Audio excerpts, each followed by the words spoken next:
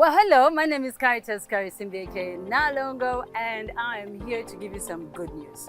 So I know you've all been waiting for your monies. Let me say your centers from NSSF. You've been saving, you've been monitoring, you've been checking your account every month. You've been asking, you've been requesting, and we've heard you. We're saying your money is coming to you. But the question for me to you is, are you ready for that money? I hope the emotions are not too high, but even if they are, there's a reason that I'm here today to tell you how we can make those emotions calm down and then advise you, give you ideas on how to put that money to good use. So what we're saying is, we're here to help you make those benefits count. How will you do that? Is by tuning into the series of webinars that we have, for 3 webinars that we have, just to educate you, just to inform you, enlighten you, paired with some people who do know a lot about the financial institutions. The panelists that I'm going to be having have been in the financial industry for a very, very long time. They know how to make money work for you. They have made their own mistakes and they will share them that day. I will be your moderator, so don't miss out. We're going to be learning how to make those benefits count. Are we ready to spend that money? A very, very good morning, everyone. Thank you so much for joining us at the NSSF Financial Literacy Program. Why a Friday, why a morning? This program is not like any other programs we usually have on the afternoons as we chill out of work. This is a program that is specifically targeted for the people who are going to receive their benefits, and also those who hope to receive their benefits in years to come.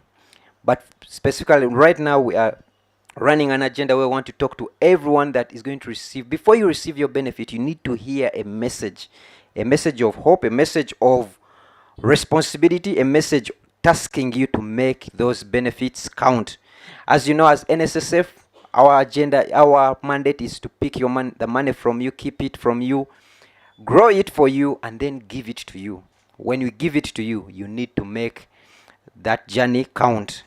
We will not be of purpose if that money comes to you and then you cannot find where it went. My name is Mboa Apollo and I am the headmaster of this program. I call myself headmaster because you all know Money School is a different school altogether. So put up the caps, put off those caps of you are the director, you are the MD, you are the CEO, you are the finance director, you are the this. That is the designation, that's the role you are doing. When it comes to money, everyone is a student and they are learning every day. This morning, I don't know why I'm going ahead of myself. I don't know if I'm heading for retirement earlier than this. But today we're going to be talking to quite a number, to a good panel of distinguished persons who have had it. I won't say all, because if it's all, then that means they have gone. But they have had it, and they're going to be sharing their experiences, their expertise, and their human nature with us. Why? Because we all need to hear this. Why? Because we need to make our benefits count. My role is a simple one: introduce.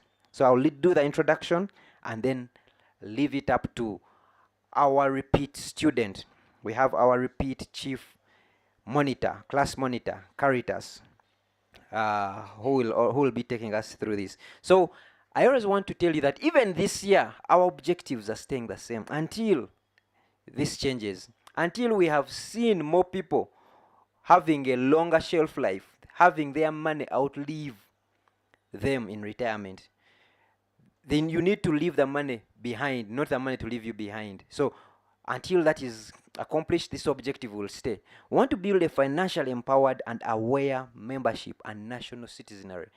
We're not just doing this for our members, but for the neighbors of our members, the family members of our members, the relatives of our members, because it is an ecosystem.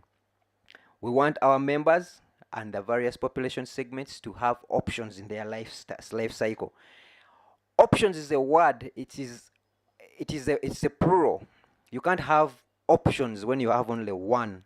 And if you have only NSSF as your retirement option, then you are poor, regardless the amount of money you have. So we talk about this so that you can create a number of options through while you are still working or while you are about to stop working, so that NSSF does not become the only option. And we hope we can succeed. This is what our 12 months looks like.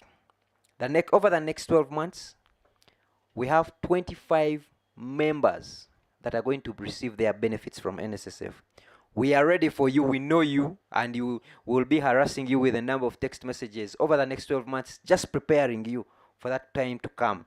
So there is even no the way people will keep saying that those people, maybe they want to steal my money. No, we know that your money is here, and we are going to alert you that come pick your money in the next 12 months, but prepare yourself personally. And that next 12 months will see us paying over $1 trillion. So $1 trillion is going to come from NSSF, and it's going to go to its rightful members. Our call is make that $1 trillion count. So while the next state of nation is going to be delivered, let's hear how this $1 trillion has been distributed in the economy. Your benefits, your retirement is your responsibility. At NSSF, one, we pick 5% from you. We pick 10% from your employer. That's our responsibility. Getting the money is our responsibility. Getting the money to NSSF is our responsibility. You don't need to participate. All you need to do is just keep working. Us and the employer will do that for you. Keeping and growing the money, the 15% and the interest, that's NSSF's responsibility. And what I'm talking about, these are the easy responsibilities. Those are easy things that we are doing. I don't know if you are able to see my slides, but you should be able to see that these are the easiest responsibilities. As NSSF and your employer, we are doing the easiest part of this journey. Paying out, we pay out when you are eligible. Again, our responsibility. We pay you if you are of age, that's age benefit. We pay you if you are 50 years and you are no longer working, that's withdrawal benefit. We pay you if you are unable to work because of a medical condition. Not the words, unable to work because of a medical condition. So don't come with headache, Panadol that I am unable to work. We pay you. We pay you if you leave the country permanently and you become someone else's citizen. We get to pay you. We pay you mid-term. That's what you call MT. If you are 45 years, and right now, if you have served with us for 10 years, you get paid 20%. And your survivors get to be paid in case you pass on while you're still in employment. That money gets paid to your survivors. So that's our responsibility. And that I can tell you, we are scoring. We keep scoring. I am unapologetic about that. We are scoring on that. The spending part, when we get paid, that's entirely you. Everything here has been NSSF, your employer, but the spending part is entirely you.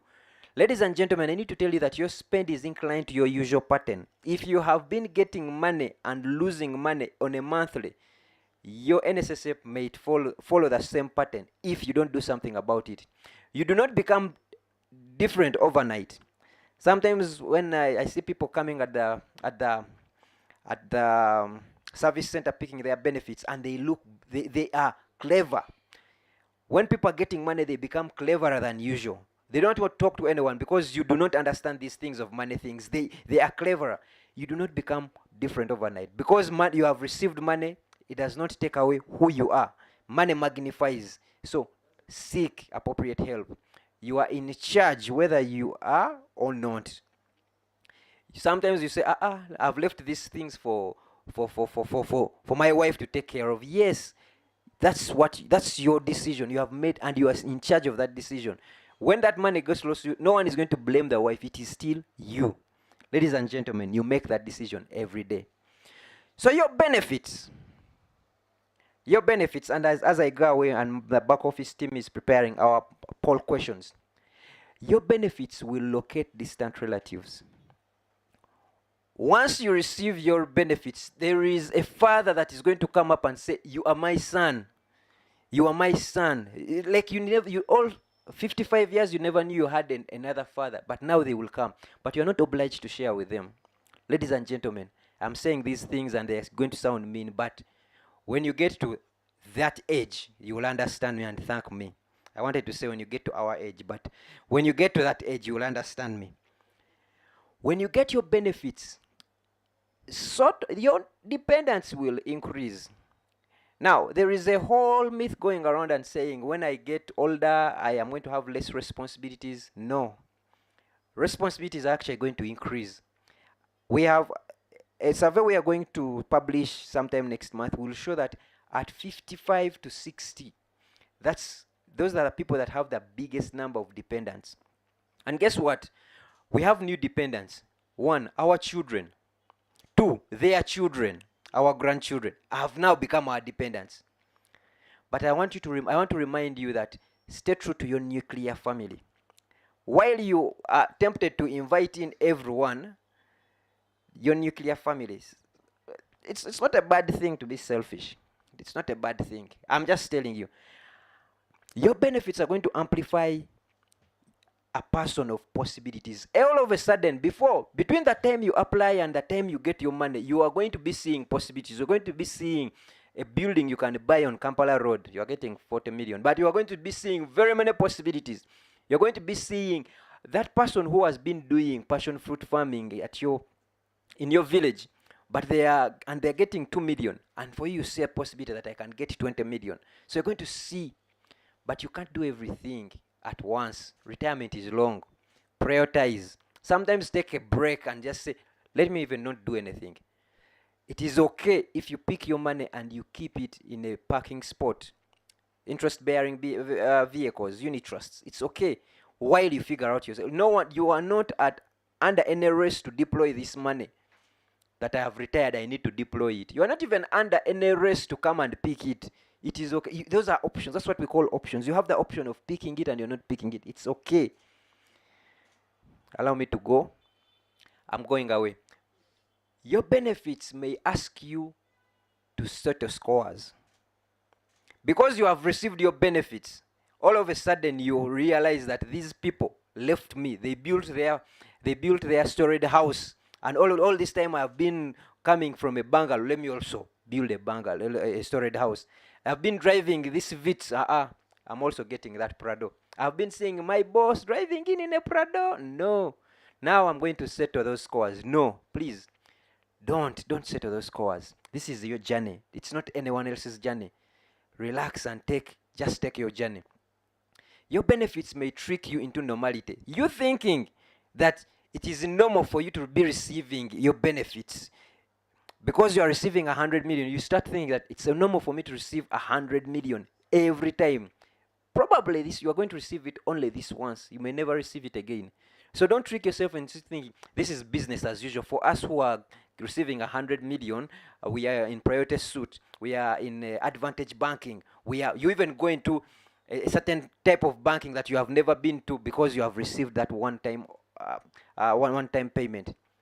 It's a twice in a lifetime. So because I call it twice because you may receive your midterm and then your age benefit. So it only occurs that time.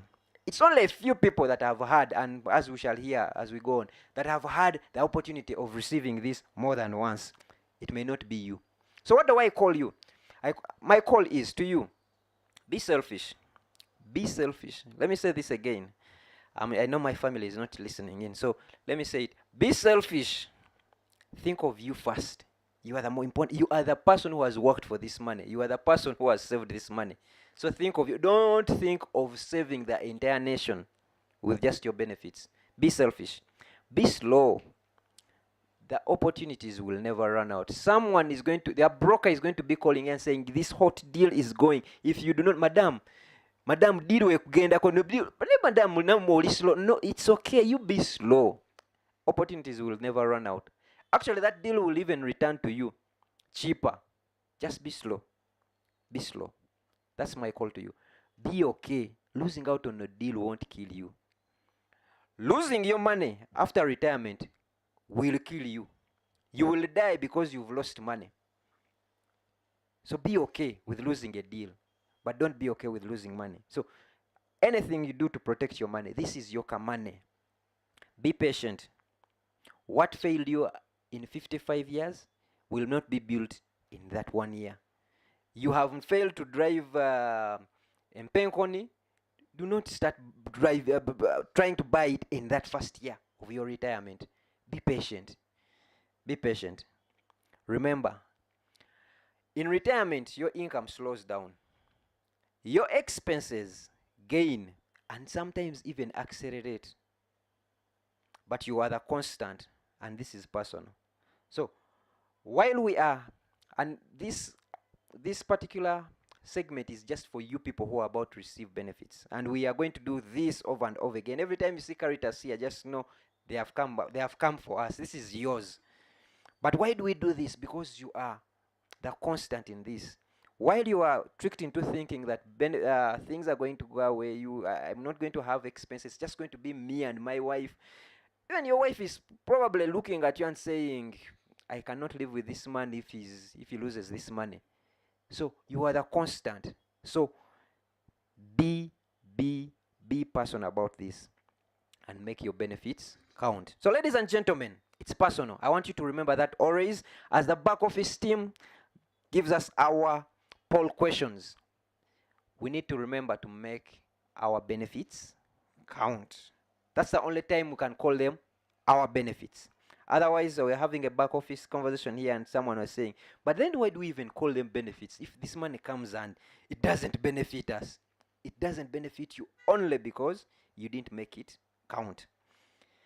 So who are you? For the benefit of our panel today, who are you? Are you are you male? Are you female? It's a single choice. You can't be both. Are you male or female? What's your age bracket? Are you below 20? Are you 20 to 30, 30 to 40, or above 50? We want to know who you are so that we understand. These good people can understand how to structure. So in 4, 3, 2, 1, let's stop that and let's see what the poll says. What do we have? What do we have? Back office team, kindly share with me. As they share with me, I want to remind my good panel here that you're about to see that I go by Sir Headmaster, Sir. We do not compromise on that naming. We don't call him Headmaster. We don't call him Headmaster, Sir, but Sir Headmaster, Sir. And I hope, Caritas, you have learned, because I have a retake. There's a retake pending. Yes, our good panel, we have 55% male, 45% female. This is good news for the females. The number is steadily coming up. It was 40-60 last time. Now it is 55-45. Thank you. We like it when the females come to the table. The majority are between 41 and 50. Rightly so, because that is where we are targeting. And above 50, it is about 28%. So the people who are going to be speaking to you are probably above those ages. Sorry, Caritas.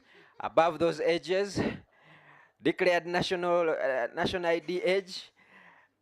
They're above those age, and they will definitely speak from experience. Every morning you wake up, you gain experience. Experience is you waking up and existing. But they will also share their expertise. Experience and expertise is different. So, to do that for us, Caritas is our in-house celeb, a radio personality, a Nalongo, and for today, a Nalongo of 12 years. For today, she has been dethroned. We have a Salong of 33 years, and she will be taking this conversation. Caritas, take us away. Thank you, sir. Headmaster, sir. I've learned well, yeah? Yeah.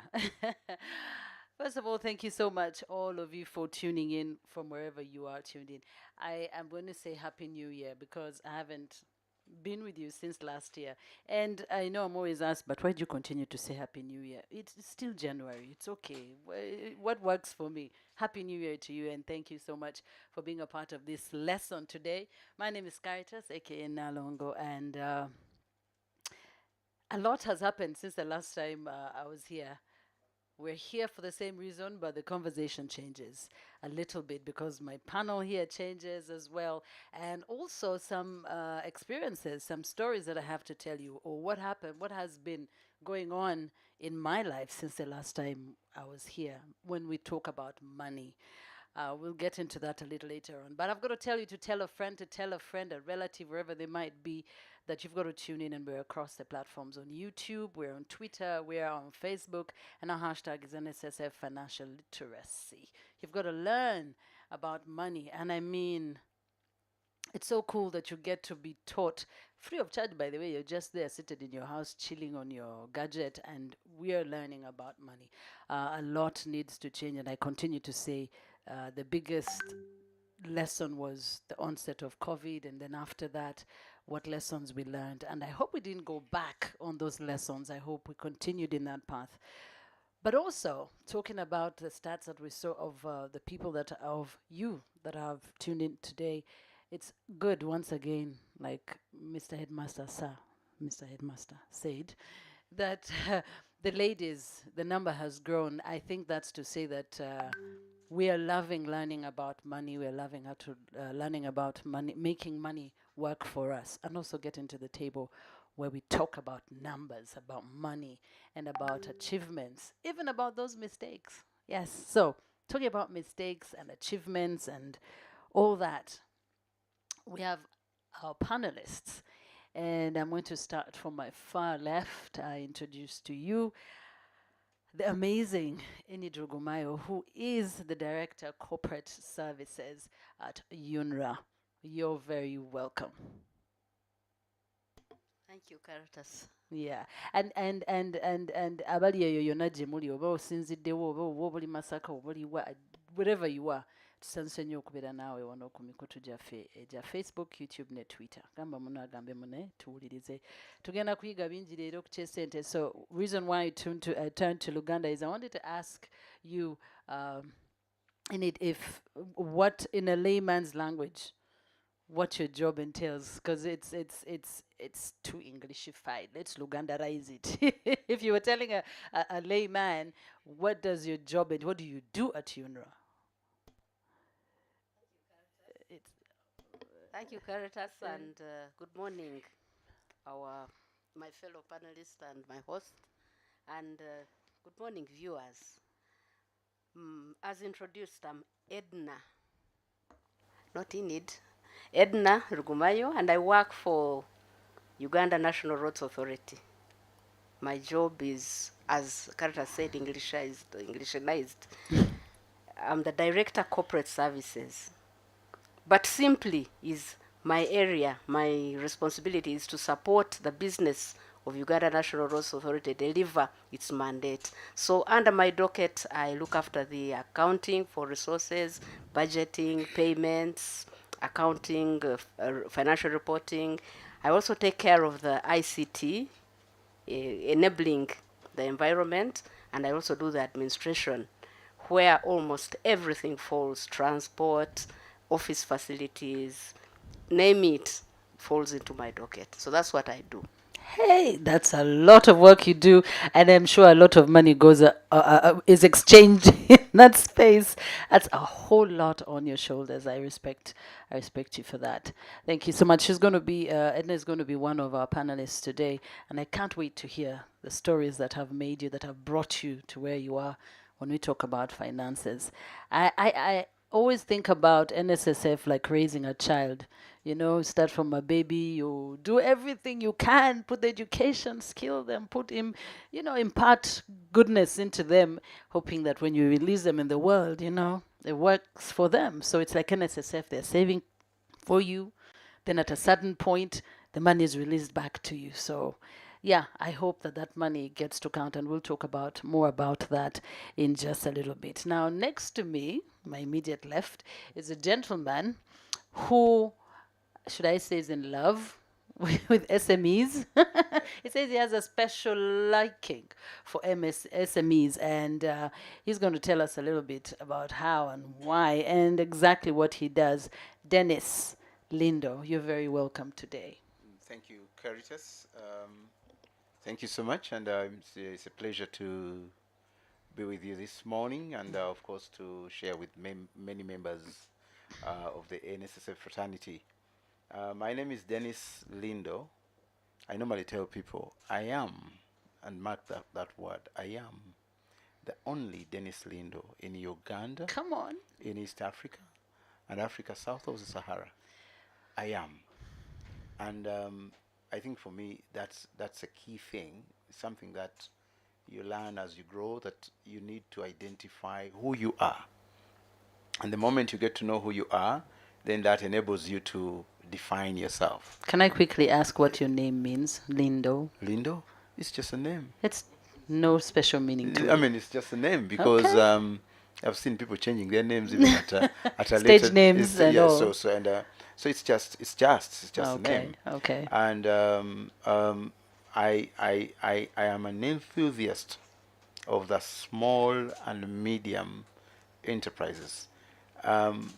Omuntu ayagaliza bu businesses obutono okusobola okukula okuva mu bu business mu size eyo okutuuka mu kiwandibadde ogamba large, because the bulk of our population is within that kind of Yeah, docket. yeah. So I work with them starting from conceptualization actual of ideas, starting those ideas, growing those ideas, and eventually making them the businesses that run. And I've done that for the last probably now 20, 25 years. So Wow. I am just DNA. My DNA is SMEs. And yeah, like I said, raising a child, I mean, just see them grow and all. And that is the reality. That's where the reality is, where, many times you hear stories of people who've made it, and you always ask, hey, mama, how did they make it? But many times there's a story behind of how many pennies they had to put together, how many coins they had to put together, fall back, get up, start again. I always tell about my story of my salon business, that I really had invested my emotional and everything on top of money. Banange nateka mu love. Ooh, nateka mu love. So, and I knew it was going to really crush me, but it was a lesson learned. And talking about which, of course, recently I had to shift. I had a shift in my career. I was telling you while I was away, and things shifted so fast that if I didn't have what I had, the steadiness behind it, I think I would have fallen so hard. But it then also pushed me to think really fast and think deep about money, about how to put the money where it should work. I literally had to sit down, try and bring back Mr. Uchichi's words and the people that I've listened to, just to try and make sense of everything. And I must say, it's been a journey. I'll tell you more about that. But let's talk about money. First of all, SMEs, women. How are women doing there? I know it has changed a lot through the years. You get to hear those testimonies all over, even the numbers themselves, that they're online right now. That percentage, they've taken their time to sit. It means that women are taking charge as well. How does it look on the ground? Yes, thank you so much, Caritas. The trend has actually changed, but traditionally, the women have always been the ones at the forefront in doing the small things. I can just give a small testimony about my father and my late father and my mother. My mother is still living. My father always dreamt about the big things. So whenever there was a windfall of some sort, he was up and about to do the big things. My mom did the smaller things. And I want to give you testimony that I think it's from the smaller things that she did, many of us have learned a little bit of the lessons that we've done, because the big things come, and no sooner they've come than they've gone. But the smaller things seem to have that element of consistency. So from the word go, women have been lovers of that area, of that space. And for them, they don't have any shyness about starting small. Men, on the contrary, would be people that want to start big. You want to wait when all the stars are aligned in one space and straight line, and probably be able to start. So women can actually scale down from a very high position, scale down and start that very small, and then be able to move. Now, Uganda's got the highest entrepreneurship percentages across the globe. We start businesses very soon and very quickly, and almost every time there is something starting. But on average, when you look at the people that are doing the smaller businesses, women take the lead because they are very patient ordinarily, but also very deliberate about what they do. A case in point, my mother, I think in a small supermarket or shop, she has about 60 different, about 65 different accounts that she keeps her different money. She doesn't mix money for this and that. And so that kind of discipline, and she never goes broke. I mean, but you find that even amongst the children, some children even would even borrow from her. So the women have that kind of touch, and they are willing to stay the mile and walk the mile, and also be able to deliver within that very mile. And I think it also comes from the nature that being a mother is a journey. Being a mother is a journey. They'll put in everything they are going to put in just to make sure that it's going to succeed. So women are really doing very well, and I believe in the next decade, majority of the businesses we'll be seeing here, already we started seeing some, will be owned by women because they're also frugal in their kind of way of doing things. They know I can't go beyond this limit. And I'm not talking about slayers. I'm talking about the originals, the originals that actually have been the backbone of this very economy. And in agriculture, in small enterprises, you'll find women, and they're quite a number. I like that. Speaking about women, Edna, take us back. Your money journey, you learning about money, about finances as a girl, as a young girl growing up, and just trying to learn about finances. First of all, who was your key teacher when it came to money? Like that person who taught you, gave you advice about money that went a long way, that this advice has carried you a very long way. But also, I'd want you to take us through some of your financial mistakes. Thank you, Caritas. My journey is long.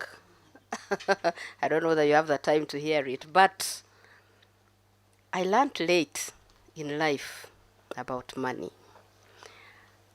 When I first started working, and around the time of NSSF New Act 1985, between 1985 and I think around 90, our employer, I was working, our employers used to break up our package in basic, a very small basic, transport, huge housing, and then they would deduct the 5% from the basic and also put on the 10% of the basic.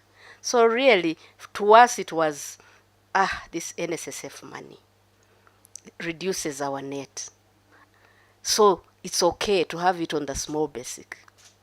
We were happy because our net was big, but the net used to come in and go out almost entirely.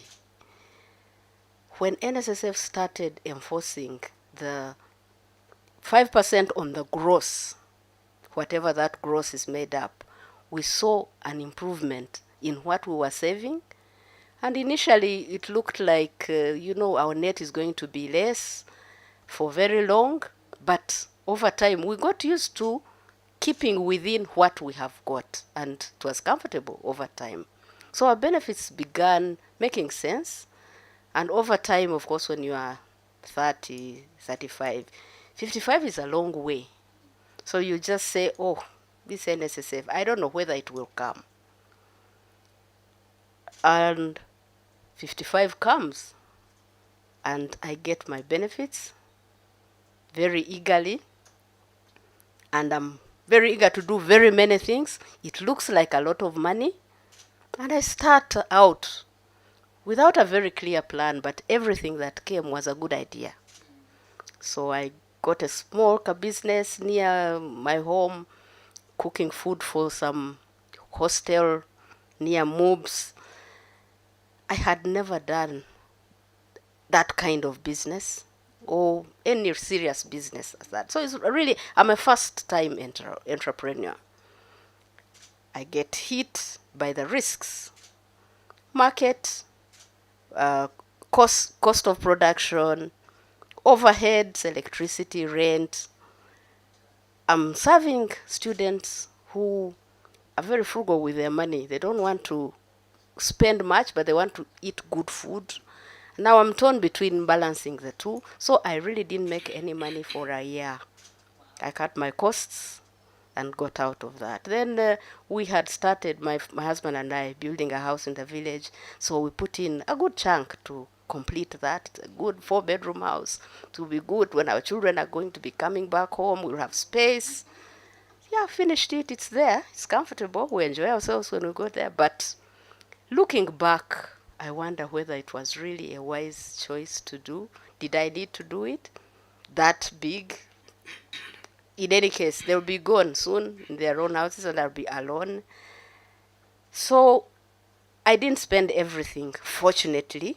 I had some kept away in financial instruments and so on. Fortunately, I had some financial literacy in me. I'm a certified public accountant. But I wasn't an entrepreneur. So that is different. People may think accountants know about money, but they don't necessarily know about entrepreneurship. So yes, I made those mistakes, but as divine intervention would have it, I got another chance. 2 years into retirement, I got offered another job at UNRA as a director of corporate services, and that's where I am, and looking forward to a second retirement. So that gave me a chance to build up some more savings. Thankfully, my employer voluntarily continued to contribute, and I contributed. I also belong to a retirement benefit scheme, employer sponsored. And I have I belong to 2 other circles, 3 actually.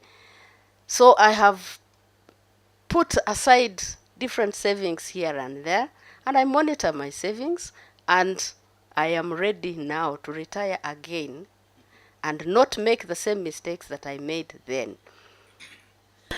Yeah.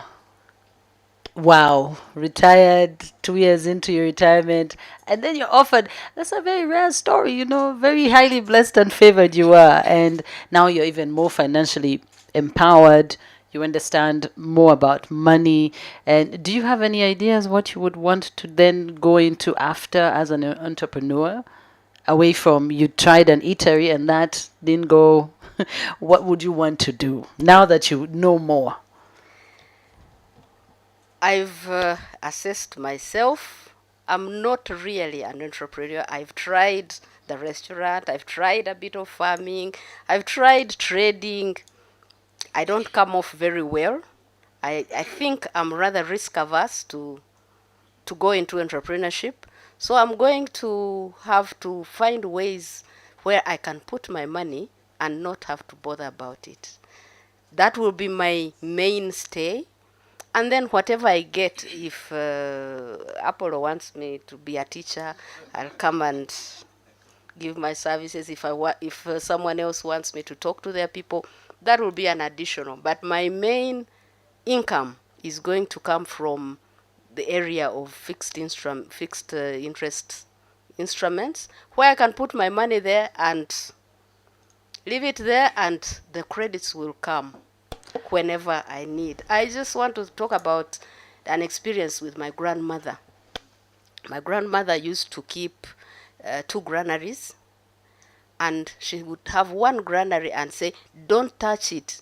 That is my seed for the next season." So we'd always just use one and not touch the other. And when the planting season came, she had seed. So there's a tenet in the investment literature: do not eat your seed corn. In our local language, your seed corn will be maize. So talk about maize. If you're given a basket of maize and you have an option what to do with it, you may mill it, make that posho, and eat it. Maybe a couple of days, it's finished. But if I plant my maize, each of those seeds has an ability to have a maize plant, which will give you 1 or 2 cobs, and so many maize seeds on a cob will multiply what you had as a small basket. So don't eat the seed. Eat the product of what you have done with the seed.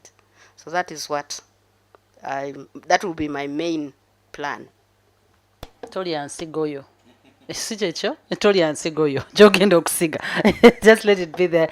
And I love, there's something that you touched on that I'm going to come back to, but I need to remind you that we are live on all our social media platforms. That's YouTube, Twitter, and Facebook. So do tell a friend to tell a friend. And we are here. The hashtag is NSSF Financial Literacy. Learning more on how to make money count, be using realistic stories and experiences just to share with you. And we know you also have your questions that will be coming in, and we shall take a look at those a little later on. But as I was listening to Edna, you talked about going into your first business, and I wanted to come to you on as an SME enthusiast. Businesses, you see, like, and I see it a lot. You see, like, say you walk along maybe William Street or the Womb Street or many other places, and you end up finding the same type of business replicated over and over and over. There's like a line of boutiques, there's like a line of shoe shops, phone shops, gadget shops. Everyone is, I don't know whether to say everyone is thinking whether the right word is safe, or people are not willing to think further and beyond about where to invest their money, how to invest their money, because not every type of business is for everyone. Just because so and so opened a restaurant and I have money, I say, kati nja kuleeta ebyuma from Germany. If that one brought from China, let me bring from Germany, naye nange nteekewo ka restaurant. You understand? So everyone, somehow you find that it's replicated. And as as SME, talking about starting from the ground, what is your advice? How should, we're looking forward to collecting the benefits, the money is there, the excitement is there, and big plans are going on in the air. You want to take a trip, you want to do this, because it's your money. You have every right to it. You're like, sentence, call it a day, so, But if somebody wants to invest it in a business, and I'll come back to you about those financial instruments, those other financial instruments that we can look at, because again, safe to say that if I can't start, I'm not for salons, hair salons, what can I do? Where can I put my money? So what are those things that you would look at to gauge and say, okay, this is where I need to do this. Do I need help? Do I need to stash this money away? Like, not everyone is a financial literate. Like, we are still learning. But what are those pieces of advice? What do you need to look out for as you make a decision some of the ideas, where to invest? Thank you, Caritas. I am tempted to answer your question almost head on, but I want to give it perspective a little bit. That already the greatest challenge we have is we spend about 20 years in school, and in those 20 years in school, unless of the new revised curriculum, we are being emphasized to study hard, and when we study hard, we get a degree and get that qualification and then look for a job. And usually I tell people that for me, I've come to realize that actually a job is a journey of being broke. In other words, you are at the mercy of somebody who has dictated that you're going to work for them. Unfortunately, we all can't be entrepreneurs. So what happens is that somebody has to work for somebody. But the lack of that financial education, the lack of entrepreneurship training, the lack of hands-on already creates a lot of people to become copycats when they finally leave maybe university, or even they finally leave their places of work. So these benefits will count ideally if from the word go, somebody has registered with this entity, NSSF, but again, somebody has followed whether their remittances are being made by the employer, because at the end of the day, the counting is also in the amount of the money that somebody is going to get, but equally also in the skills that somebody is going to have when they get the money. So I always want to go back and say somebody must be keen from the word go to get to know that anything that is deducted from my salary is being contributed to the fund for my future benefit. And then one has also to pick interest in knowing how the fund is growing, because the level of growth gives you that journey. As I keep very intimate about how my fund is growing within NSSF, then it makes me to start to plan that in year 5 or in year 6, in year 10, these are my capacities of what I can be able to do. So I think it's very important for you that once you start, when you want to start something, you know what you have in the pocket before you're able to make out that journey. Now, then the next thing would be when you're about to get to the benefits, I think it's also very important to have a self-study.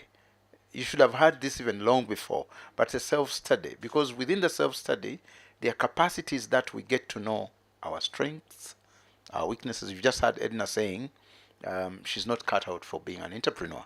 Why would you force her to actually become one when she's not? So many of us that actually get into business, we are forced either by circumstances, by the environment, by the early layoffs, and you have all this bounty of cash that has been given to you, and then you start into something that you've never given a thought.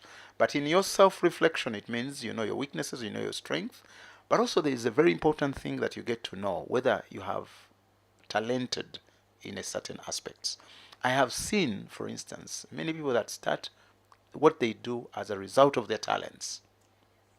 Many of them actually succeed because they don't need to learn what they're doing in terms of a trade, because they're already talented. They only need to perfect it, and I can talk about that until the cows come back. But the point is, why we end up having many copycats of the nature is that we don't have creativity. That's number one. Number two, we don't have any intuition as to what can be done or can't be done.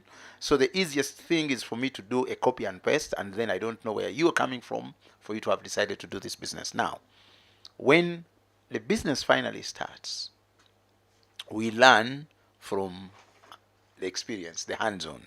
And unfortunately, I think as we were talking in the background, this benefit you're going to get is a one-time check you're likely to get, and it's a big check, more bigger than any salary checks that you've ever received, and it comes in lump sum. And so you get excited. People get excited. People tend to think that I can do all these great possibilities.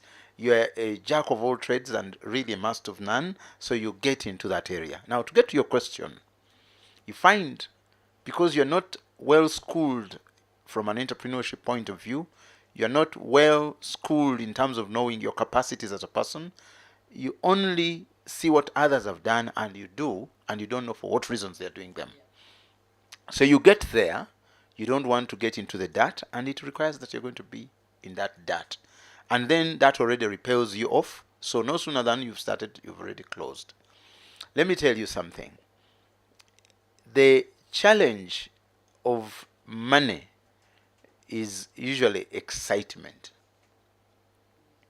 Excitement is what causes most of the people to actually lose track, because as we could have shared before, you realize that once that money comes in, you probably have told one or two people about it.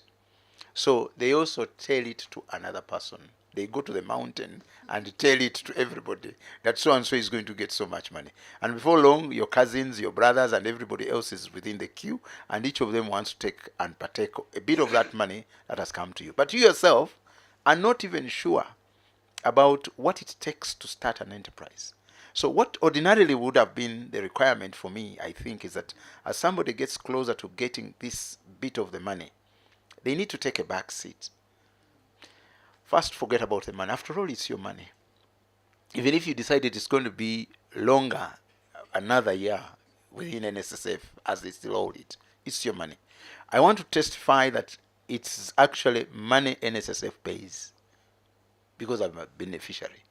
And I think it took less than maybe 3 weeks from when I tendered in my application to get the money. Now, why must I emphasize about the benefits counting? At the plate and at the point of employment, if your salary was very small, you remember, and I was sharing about the deductions which were on net and now gross. If your salary was very small, definitely your benefits are going to be very small. If your employer was not remitting any of that amount of money, it means that you're going to get definitely less than that amount of money. Kakati, when this money comes in, or about to come in, our desired advice would be take a back seat and think through to see exactly what it is that you can do. The greatest advice you could be able to get is from many investment advisors we have. Now, there are many advisors, of course, on the market that have not done the business themselves. But at least they'll be able to tell you a little bit of some inkling about where the likely trends of your investments are likely to go. You could decide to go into active business, which is now, you've told us, the salon. You could also decide to do passive investments. And there are many on the market that you can be able to look at. The greatest for me would be if you went into entrepreneurship, but with a backed entry. In other words, you've been backed and then able to get in. Because entrepreneurship gives us a chance, one, to train our own children, if that was possible, if they've not already gone. Like in my case, many of them now, I'm facing what we call the empty nest syndrome. So when I shout in my house calling my honey, there's echo, so she's on the other side, so we can't even talk to each other very easily. But what happens is that you have a chance to train your children. Secondly, entrepreneurship causes a chance for this economy to create employment. And then thirdly, when we have so many people in employment, then also we are able to collect a number of taxes as a state, and then be able to do so many things. So for me, entrepreneurship would be the journey that one should be able to take. Obviously, you need now to intersperse that with the other passive investments that, like Edna's been talking about.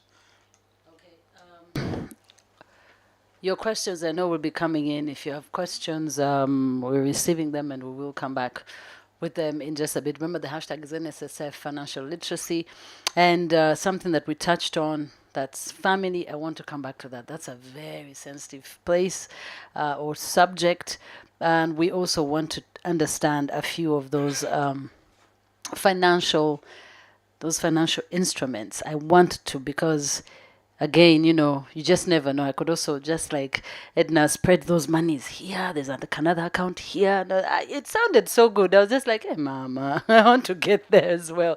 But also, like I said, recently had to, what you just said about investing in your passion, that is so, I feel like that goes a whole long way, because it's already rooted. It stems from somewhere. It's not anything that's going to leave you. And that's what I've also learned to do. And yes, so also investing in that, in production, and what I do. And yes, if you have your money and you're looking for where to invest, so get them moving there. You can come and we talk and we see, Osanga, you could invest in me and let's grow that business even bigger. But yes, thank you so much for being with us online, and we're across the social media platforms. That's YouTube, Twitter, and Facebook. We are learning how to make, how to prepare ourselves. You may sit there and say, Centers is always call it a day, so therefore you could put it wherever you want to put it. But we're just saying, how about you give it a little more thought? How about you earnestly look for those answers, that question yourself over and over, be as candid as possible, and ask yourself, if I enter this business of importing cars, what do I know about it? Or if I go into farming, am I going in the right way? Should I do it right now? So you've worked very hard for this money. Sleepless nights, in the rain, in the traffic, you've foregone many things, and now is the time for you to reap where you've sown. Are you ready? So we're just literally taking you through that journey. But also the big question is, are you aware if your employer is remitting those funds? That's like a huge question. Are you aware how that account is working, and what can we do? I would want to ask Edna, as an employer, from an employer's angle, before we go into the financial instruments. As an employer, what would you tell an employee when it comes to that particular fund? What do they need to know? How can they equip themselves? And of course, you find people saying, if I go, they'll say a time, whistleblower, or maybe if I do this, you find them stuck between a rock and a hard place for money that is theirs. As an employer, if you were talking to your employees, what would you tell them? What would you tell them? How would they go about that? But also, how do you equip your employees when it comes to money matters? Ha, thank God. At UNRWA, we are very compliant. Yeah. So they won't be coming to ask whether we have remitted. Because we know Good. that the later you remit, the worse it is. We also run an employer-sponsored retirement benefit scheme. And we do some financial literacy for our members. Talk to them about money, about why we save, and why we should save even beyond NSSF and the RBS and have our own other savings. Because the more, the better. The more your benefits at the end of your service, the better for you, because then you'll be nearer to financial independence than if it was less. I have had opportunity because of the desk that I sit on. At the time when we used to clear out employees as they leave. So I would have a conversation with this person who is leaving and they're signing off, and I'll ask them, what's your plan? What are you going to do? And so we exchange some ideas, and they tell me what they're going to do, and I give them some ideas. But there's one story that really touched me. That was quite early in my life. This gentleman came, and I was signing off that they don't owe the employer, and so they're free to go and get all their benefits within the company. And so I asked, what do you have in plan? What are you going to do? He said, I'm going into produce. I'm going to buy and sell produce, maize, beans, etc. I said, okay, have you done it before? He said, no, but I have some friends who have been doing it and they'll help me. So he put almost all his money in this. And you know how maize produce business works. You buy, and the next 3 months the price has come down. You're not prepared, you don't own silos, you cannot preserve. So the maize just went away in weevils and things and could not be sold. And that was almost his entire benefits. So what I usually advise my members is, it's not bad to be an entrepreneur after you've retired, but you should have started perhaps 10 years earlier. So you've made all the mistakes, learned from them, and now you are on a growing path. Then you can come out of employment and perhaps improve your business and enlarge your business. You are on a surer footing than if you came out today, just like I did, and started a business that you haven't been engaged in before, and then take a hit, and that's the end of it. You can't afford to experiment with your benefits. You should experiment earlier in life when you have time to turn it around, to learn from your mistakes, and then you can perhaps invest some of it. Not all of it should go into enlarging a business. I encourage people to put some of it away where it is less risk, even though as they think it is a less return.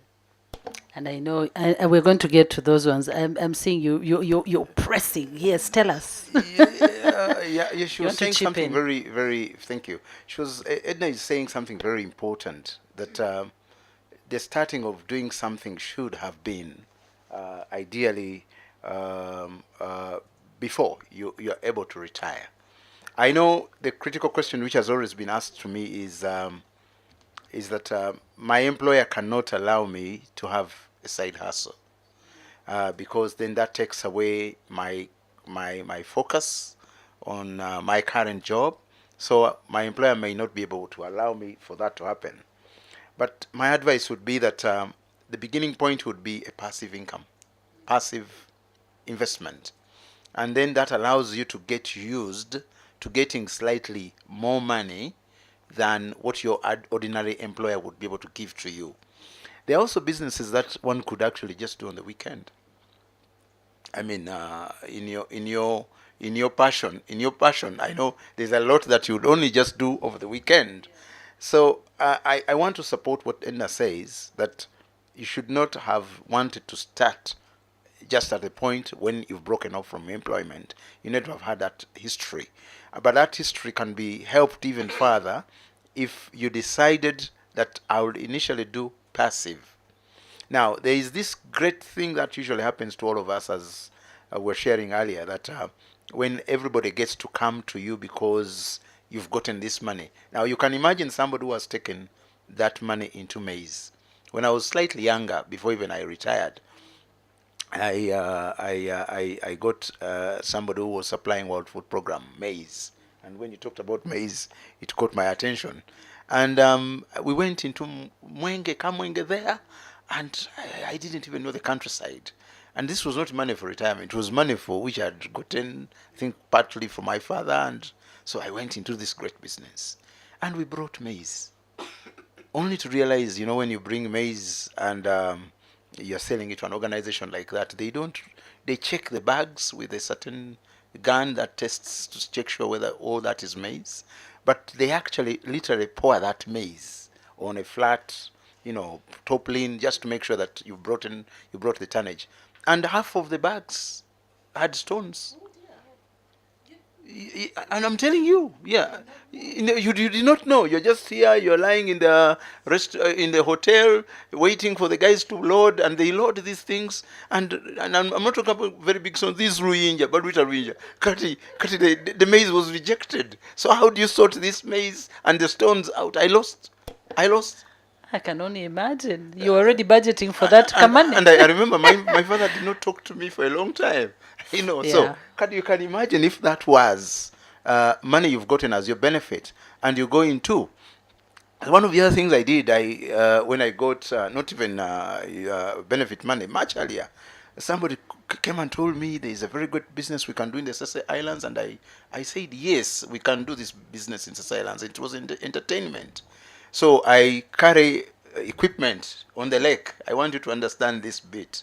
And you get somewhere, and this particular event, as we're traveling on the lake, then in these public boats, you don't sit on your luggage. You sit on somebody's luggage, another one sits on the other. So we get there, they go, Enyanja yagala kulia.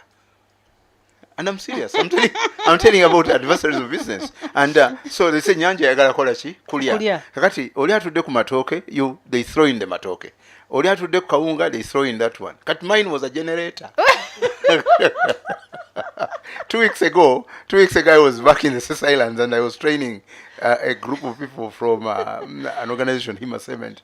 And I shared this story, but everybody wanted to go with me to find the generator in the lake. But you threw it? So yes, not me. Somebody else threw it, and it was a hired generator. So the business could not even go on. And I'm talking about entertainment. So you need to study and understand. You need to understand the dynamics of that industry where you're going.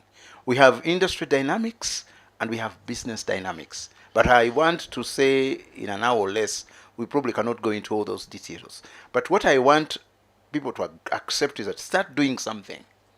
Start doing that something, and start doing it early enough. If it is passive, it will allow you to still be at your job without interfering with your employer, because it's from your employer where your benefits are going to come from, and at the end of the day, at least the amount will count from that element, and then we can start the bigger things when we are done. Sir Headmaster, sir, I know time never allows when we're having a good conversation. I know we're going over to you. We've got your questions. Hussein Mubiru is asking quickly, which we'll come back to answer in just a bit, but I'll just leave the questions for you to ponder on. Now that Edna is advising not to experiment with benefits, and now that I have less than a year to end, what's the best advice? Mr. Lindo, Maureen Nakamia is asking, hello, I appreciate this stock. Please advise me on using NSSF savings to invest in rentals. And then also someone wants Mr. Lindo's contact, says, and then what's the difference between active business and entrepreneurship? Those are some of your questions. We'll come back to that in just a bit. But first, over to Sir, Mr. Headmaster, sir. Thank you so much, Caritas. Enyanja njagala kulya. Yes, indeed, when you are in retirement, there is a nyanja that wants to eat. As we go, we want to just have our second poll question, but there is quite a little bit, not a little bit, there is quite huge feedback coming in from here, and Edna, people appreciating. Everyone wants to have your number because you have been there before. I think you are going to be our new personal hero. And just to let you know that as NSSF, we are also happy to connect you to all sorts of persons. But as and when they are willing, sometimes you will look for Edna. She has to deliver a road somewhere, and she will not pick your call. Do not have beef on her. It is she's in her second act, and she needs to make it count. But we will share the numbers that they are willing to share with you, and please be kind. We want to understand who you are, and before we go to that, please first just hold on to that bit. I just want to give you a little bit glimpse on what retirement or that period. If you're kind enough, Anna, you can hold that poll question for now. What retirement really looks like before, and this is speaking from the point of someone who receives the people who are going into retirement. At that point, that particular week or the month before, you are one of those very listening people. You are open to ideas. You dedicate time to sharing. You dedicate time. You consult widely before the claim process. You actually are talking to people. Anyone who says, can we discuss this, you are able to, you listen. You are open-minded at that point. And your humbleness is very humbling. It's at its highest once you put in the claim. I can tell you, once someone puts in the claim, even if you're calling to tell them you have left something, they will, yes sir. They are so humble. They feel like if they offend anyone, they're even humble at their homes. They don't even quarrel with their wives. They feel like if I mess up this process, maybe my money will disappear. They are very humble. I've seen this. This is the time you can send someone to Gulu and they will actually go, even if they were not good employees. The emotions are high within, but they will fight to conceal. Like, people are fighting. I think Dennis called it excitement, but someone will try to play it cool. Yeah, I'm cool. This money, it's. But for you, it's a do or die. It's a do or die. They will harass the bank apps. Now you sort of think that if the message hasn't come, maybe I lost network. So you're always checking on balance. You are calling someone, and you don't even want to show them that you are desperate to see that the balance has come in. But and for sometimes when you meet one or two of them and they take your number, they will call, and you will always tell them, yes, it's a payment, it's going to come. And when the calling stops, it actually came. That's the only. They will never call it say it came, but when the calling stops, it came. The urgency develops. There's an urgency that develops within over the would-be investments. All of a sudden, that you need to have that money before a particular date, otherwise you will lose a deal of your lifetime. Like, you guys don't understand the market. I need that money because I'm going to lose. I've already committed on a building here, and if I don't pay this by this time, I will lose the entire building. I usually tell people that no one loses money like that. Even that person who wants you to buy the building, they really want you to buy the building. They even join in the prayer chain praying for this money. So they should not put you under pressure. They should actually, if you have money, they should make them line up and say, audition for which product I should buy. The deployment deadlines become a matter of life and death. If that money doesn't come this week, it's going to be useless to me. It needs to come this week, otherwise I have lost everything. But then it comes 2 weeks after that, and it's still useful. I've learned that. Prayer requests are shared. When you put in your claim, you share prayer requests. Pray for me, I've put in a claim. We praise God that it will come through. The prayer requests are shared. Rarely are the testimonies, but the prayer requests are shared. you are at your best behavior even at home. At that time, you're at your best behavior. Like you don't want anything. But when that message comes, everything else changes. If the back office team is kind enough, please share with me that poll question. Those who know, when that message comes in, everything else changes. So, do you have a plan for your retirement? Yes, I have. No, I don't. I will think about it when I get my NSSF money.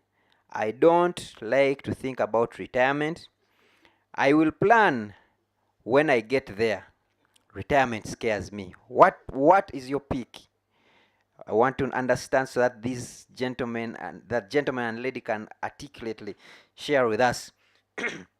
Are you confident that your skills you have acquired in your work journey are sufficient to thrive and grow financially?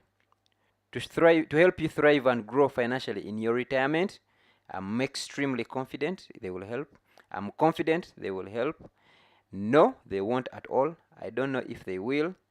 I won't have to rely on them. I have a plan, so I don't need to work. I don't need the work experience. I have never thought about this. Ladies and gentlemen, we just want to understand what your answers are and your thoughts are around this. There are quite a number of questions. Please bear with us. It's just to articulate to these gentlemen. Number 3, do you ever think about life after work? Yes. No. I will work forever. My children ought to think about that. Yes. I think those are our questions. Let's have those answers. And let's see the results. What do the results show? The results show that 65% of the people have a plan for retirement. 26% don't. 2%, and this is in their honesty. So this country is heading in the right direction. If 65% have, then it's going to change our number of 5% losing their money, 5% who are living financially independent. Retirement scares me. There is a 5% that says retirement scares me. You are not alone. We are very many there. We just didn't elect, but we are very many there. I will think about it when I get NSSF. Yes, there's also a huge number there. I don't want to say that the results were rigged, but I know there is quite some number there. Are you confident that your skills will help you in your retirement? I'm extremely confident, 30%. 51% say I'm confident they will help. There is a 16% that says I don't know if they will. And our final question, do you ever think about life after work? Yes, 100% of them. Everyone on this call says they think about life after work. So with that, allow me to go back to Nalongo. The people have spoken. They all think about life after work. Yeah. But what do they think about exactly? Yeah. And they have also said they are extremely, they have a plan. 65% says we have a plan after work for our retirement. What's the quality? Allow me to leave you to interrogate these fair lady and gentlemen to let us know. Thank you. Thank you, sir, Mr. Headmaster, sir. And it's quite interesting when you hear people saying that for them they'll work forever, they don't think about retirement, they fear retirement. I always say, just think about time. It will come. It will come. As in, today will pass, tomorrow will come, the next month will come. It is inevitable. So you'd rather think about it, be very realistic about it, other than it just, colliding with you, if I should say. I want to ask some of those questions again before we continue. Once again, I want to thank you all for coming in online and tuning in to this particular episode, and we've been having, we already had one webinar. This is our second. We still have a third one, and I'll be letting you know when. And I hope you're learning just like I am. We're preparing you, just giving you a little more financial literacy as we prepare to collect your money. I don't know if you're like Edna, who's going to be collecting for another loan. Very rare stories, very rare occurrence, but yes, it's proof that you actually get that money. It's your money. Just first of all, make sure that it's being remitted. Keep a close look at your account and making sure that you follow up on it. Again, like he said, it's going to help you also plan for yourself and make those plans early enough so that by the time you collect, you have an idea in mind. This conversation is just interesting for me. Remember, the hashtag is NSSF literacy. And some of the questions, Alex Akankunda Yaranga, you're saying, I'm happy to see here. Soon clocking the age. I need Mrs. Rumayo's contact if it is okay with her. So I don't know if you have any contact you would want to give before I continue to the next question, or maybe I ask all of them and then you'll just go through them. This is also an anonymous one. She says, he or she says, what's the difference between active business and entrepreneurship? I think that's to you, Edna. I don't know if you could also jump in there. And then Hussein Mubiru saying, now that Edna is advising, I think I asked this before, not to experiment with the benefits. And now that I have less than a year to end, what's the best advice? Then also, hello, I appreciate this talk. Please advise, I think both of you could go on this one. Please advise me on using the NSSF savings to invest in rentals before we come back to the next questions. Either of you then take on either of the questions. I'll start with Enid. Edna, sorry. Okay, thank you, Caritas, and our audience. The first question was somebody wanted my contact. You'll get it. I'd rather you have the email, so it's easier to get me there, because you may ring and I'm not able to pick up. Then we can pick up the discussion from there. The other question was, I'm saying do not experiment with benefits and you are in less than a year to retire. Actually, you should start thinking about your retirement and what you want to do with your benefits long before you retire. This is like you plan. You have a corporate plan for your employer if you are employed. Your employer puts a team together and you talk about objectives over 5 years, and then you say where the resources are going to come from, and then the KPIs or the results that you want. You should do the same thing for yourself as you plan for retirement. NSSF has that part on their app where it says project what your benefits will be. So you put in your age and your salary, and then the estimated return, the interest rate, and it will show you an amount you will have at the time you are to retire. So you can start there and then start dreaming what you'd like to do. My advisors, I'm repeating it, do not start a business. But if you've started it 10 years ago and it's working, perhaps you may think of enlarging your business, expanding into other market areas. But if you have 1 year left, then you'll be looking at how do you want your benefits to count. And our main objectives with our benefits is that my standard of living should really not fall far below what I'm living while I'm employed. So look at your paycheck. What do you do with it? You buy food, you pay rent maybe, or you dress, you buy clothes, you have fun with friends, you pay your tithe and so on. Do the same with your retirement benefits. So if you get your benefits, how are you going to deploy your benefits every month to make sure that your lifestyle is almost the same? It may not be exactly the same, but reasonably comfortable. Of course, when we are in employment, executives may get perks that are way above what the individual pocket will afford. Like if you're an MD and you're and when you're traveling, you have a first class. You needn't travel first class when you are retired, but you still get to the destination the same time with the people who travel first class. So be prudent, be frugal in your planning. Put down your budget on paper. Simulate what your life is going to be. You're going to need food. Perhaps you already have a house, so you're not paying rent. You're going to need medical. At our age, the medical expenses go up because of the lifestyle you've kept may introduce you to certain diseases, but even that, you can plan it. Live a lifestyle that will keep those diseases further and further away. So once you've simulated your budget, what you'd like to spend on, then look at the income side. How will I get that money to finance my lifestyle after retirement? If you have a business that gives you regular income, okay, well and good, you are lucky. You are one of the lucky few. If you don't, you need to simulate the regularity and perhaps the value of your paycheck.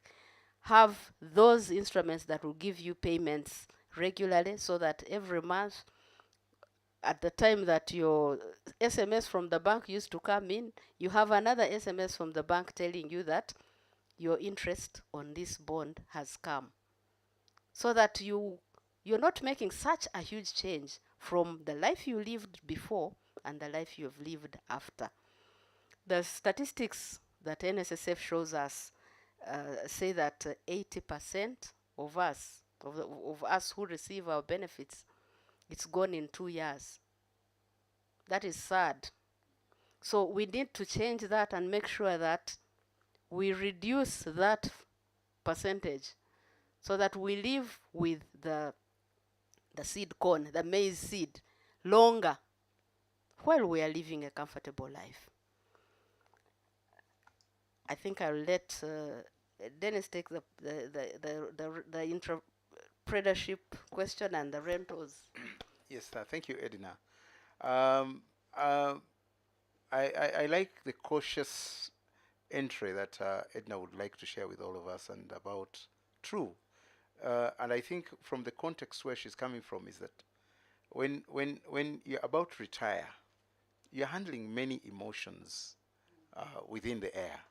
The first emotion you're handling is that if you've been in an area where you have a span of control over certain people, now you're going to be a voiceless person in a very short period of time. In other words, you've been beckoning people, you ring just a bell, somebody comes to you, you know, because by the time you get to the retirement age, my idea is that you've grown through the ranks to a certain level, so you have people under you, and that the handling of that change of life is a problem. We even see it in politics. I don't want to go there, but you find that even in churches, when bishops are about to retire, it's one of the saddest of those engagements I've seen people going through. And I've had a chance to be invited to speak to retiring professors. I didn't know that even professors get into that wilderness. In other words, you've been a professor for this long, and when it comes to getting to retirement, you don't even have a roof over your head and that kind of thing. But this is the point. I think we're handling that, and I think Edna comes from that point of view to say that be cautious, and I want to agree with her 100%. But I need also to pick on her suggestion earlier, where we all concur that you need to have done something, maybe from a passive engagement. In other words, and somebody's already asking the question, what is passive and active? But passive means that you can invest into something where you don't have to engage yourself daily to be able to earn. And some of the passive engagements are in real estate, for instance. Some people get some money and they're able to buy a piece of land and let it lie idle for some time, and within a very short period of time that land has accumulated into a certain sort of value. So the question we're handling is that you must be able to increase on what you already have, and be able to move into that direction such that you can now increase. Now, for instance, real estate and land in particular, and I'm talking about bare land. You're buying land and leaving it for a period of time. You find that on average, a piece of land that you probably bought for about maybe 10 million, in the next 5 years, that piece of land could be about 30 to 40, 50 million, depending on the area where you've bought that piece of land. So you can passively invest in an area like that. There is also putting your money into another passive avenue. You could decide to do money with fund managers. We have a lot of them in this town, and formal and registered. In other Who are words, those? yeah, you put in your money, and these people invest your money for you on your behalf, and they regularly remit and give you dividends as that would be. Another area where you could put your money is you could join a circle. I mean, when in a circle, you're basically an active member for meetings, but the management of those circles would actually be able to, and I know quite a number of them. YSEV is one of them. We have Wazalendo for, so by the time you're retiring, you can be able to get a bit of that money. Then you can also go into the capital markets. In the capital markets, you are investing in shares. And when you invest in shares for especially what we call blue chip companies, you need the advice of an investment advisor. And, What are those, sorry? Blue chip companies? blue chip company. We're talking about companies that perform good on into their businesses, and before these companies come into to offer themselves for you to invest into them, there is a journey which they call the initial public offer, and many of these companies would give you a prospectus you read through, and then you know their performance, then you can invest into them. Now that is on the stock exchange. Now the difference with the other ones I'm talking about earlier and that one, your dividends are determined by the performance of that particular company. There are many that have actually made a bit of some good performance, so your dividends become better. And then there are those, of course, because of the trading nature, you'll have had them fall down. We have a couple of them that have actually failed, but if you follow the stock exchange, then you can be able to invest a bit of that money there. There are many that have listed. I know there was a boom when, for instance, Standard Chartered Bank floated their shares. I also know that it was expected that when Safaricom put up their initial public offer, that there was going to be very good performance. But of course, it was a letdown for so many people. I've seen, but there are very many companies, if you look through the stock exchange, that you could invest into your money. So shares, capital markets are some of the ways that you could do. You can also go into the money market. And on the money market, we are looking at you investing into the treasury bonds, treasury bills rather, and these don't give you so much returns, but you're sure your money can't get lost.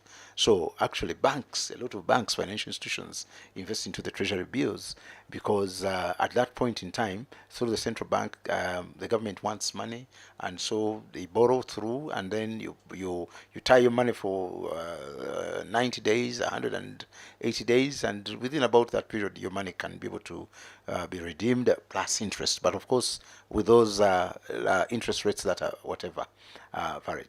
Now, you could be riskier, like some of us, and decide to say that Caritas seems to be doing a good business, and let me invest into. Like in my case, I previously invested in schools, not as the 100% owner, but buying a stake into a school, especially startups, which I have been involved. Like there are many home schools that now I'm involved with. But when COVID came, it was a burnout, so nobody anticipated that COVID is going to come. So it is very possible for you to put your money there. So there are many enterprises that you could put your money there, but that depends on the performance of that very particular industry. Now, real estate. Somebody talked about real estate, and real estate is a very exciting thing. Depending at what level. First and foremost, we have a shortage of housing to the tune of about 750 housing units, probably to about 1 million in the whole of this country. Meaning that there are people that are going to require to have a house or a roof over them, whether they're going to have it to own or to actually rent. My experience when I travel through some of these great suburbs, Kololo, Muyenga, there are many empty big houses. Many. So, and when you construct a big house like Edna did in the village, it's even worse because what happens, and Edna, I'm not trying to pin you down, but I have been an observant of especially many of us that migrate back to the village over Christmas, we have houses we've left there, and we can only be able to sleep in those houses only 4 days. Boxing Day and New Year we are back, and those houses have consumed more money than you can ever imagine. So it's a white elephant in the village. So I know the bigger the house, the more costly it's likely to be. So in real estate, my entry point would be low cost housing, because the beauty with the low cost housing, if the tenants don't pay you, you go and remove the roof. Are we together? Now this is now that's on a lighter note. But you see, with these big houses, any average tenant in a big house would know the law. So by the time you take them out, you've done about a bit of some legal gymnastics and those kind of things. But yes, the return on investment, because every investment one makes has to have a return. Now, you find that the more it is that you invest into a bigger project, the longer it is likely that you're going to have the return on investment on that particular venture you've taken. A big house, 500 million, is equated to starting a small scale industry. Soap making, paper making, toilet paper making, so in other words, you have a 500 million house, and you only sleep in one bedroom of that house, and in that one bedroom you sleep in a mazongoto bed on one side. Am I to me? So even when you cross over to that side, somebody like Apollo can kick you, say you go back to your side. So the point I'm trying to say here is, even that alone is a very bad investment, because that big house would not return. If for you to get even a tenant for it, you require to go through odious amounts of looking through agents, and they're taking a bit cheap of the money that they're going to give you. But these low cost ones, you kick these guys, of course, within the law, but you kick them as and when you want them to. So I think you can invest, but also the area of investment must matter. The farther your house is from the metropolis, the cheaper it becomes, even when it is as big. So, and the nearer you are to the metropolis, the more costly the land is. So you must look at the money you have, the area of land where you want to buy from, and then the nature of the investment you're going to put there, and all those work in consonance to be able to give you a good picture of what your return on investment on housing is. So critical thing, I think, for me is everybody must attempt to get some entrepreneurship education. And I need to discount this information, and Edina just amplifies this for me. Not every accountant can be a good businessman. Not every doctor can actually run a hospital. Not every teacher can actually run a school. Otherwise, all teachers would be having schools. So the point is that entrepreneurship is a vocation. People must learn, like we learn driving, like we learn cooking. I cook. Yes, I cook without salt, without oil, and without water. But the point I'm saying is that, yes, the point I'm trying to say is that you must learn. There are things you're going to learn, and they're going to cause you to understand what it takes. For entrepreneurship, everybody must have an entrepreneurship eye. What do you see when you drive from home on a daily basis? What is it that you see? Now, I've seen businesses, and I don't want to indulge people into those details, but I've seen people doing businesses that have a daily return of about 50 to 100,000 shillings, and their investment is not even 100,000. But there are also many businesses I know that don't give you 100,000 every day, but actually the investment is that big. Now, that discussion we can go on. And I can talk about 260 items that actually one could invest in. Right? Now, before I sign off, entrepreneurship is a lonely journey, just as retirement is. Because it is in your brain that you think, which ideas am I going to do? You look at the roof every morning, or even in the night as everybody's sleeping, for you, are awake, thinking about how you're going to make ends meet in that entrepreneurship journey.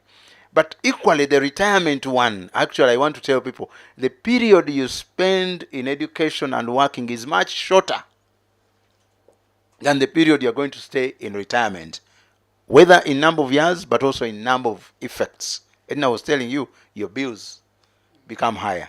Now, for me, what I'm facing is that when I call my boys to come and see me, sometimes they even ask me, give me a pin to the house, to the home.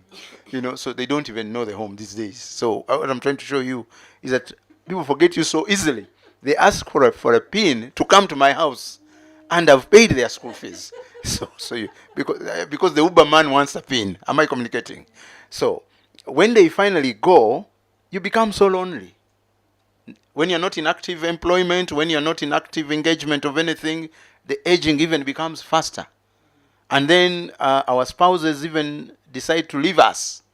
Because at that point, you're possibly, I'll talk with Apollo, whether whether you're dead wood. But, at that point, you're not good anyway.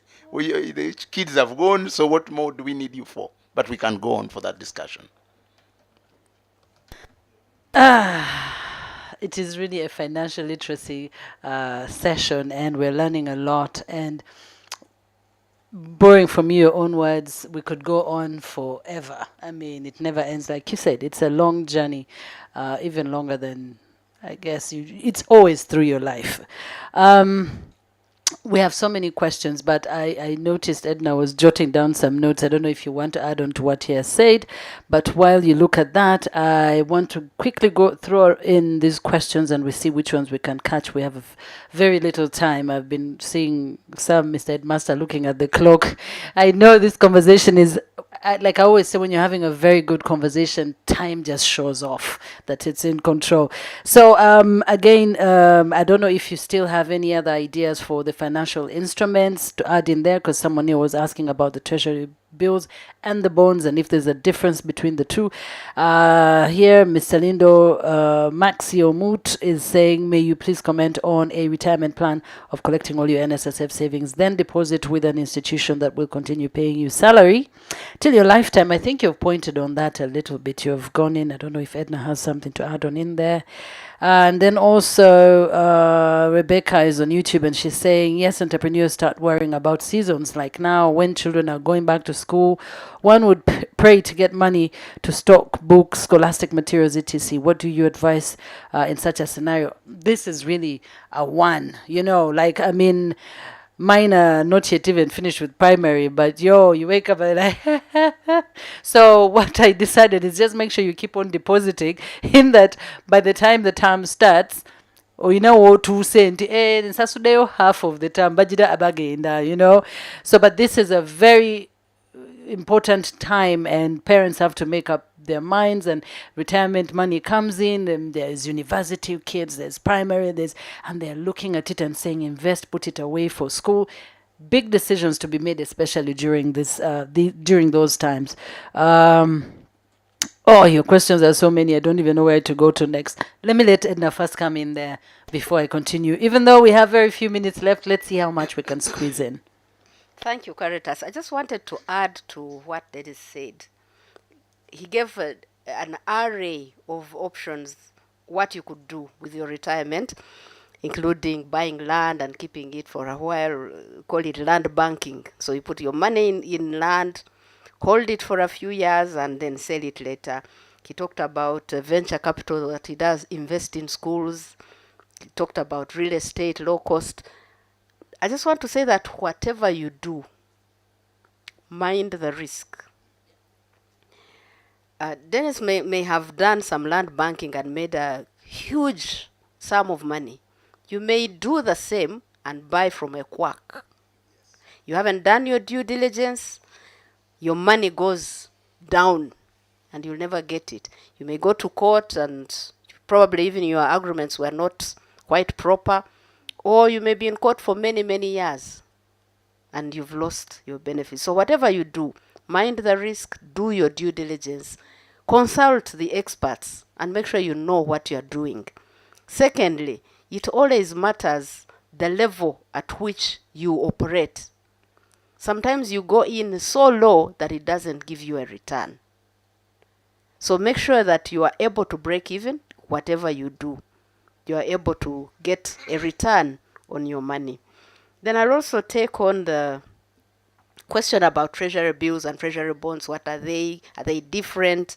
And Dennis also mentioned them in his list of options. Ask your commercial bank. They will give you a whole explanation, a lecture or lectures on these.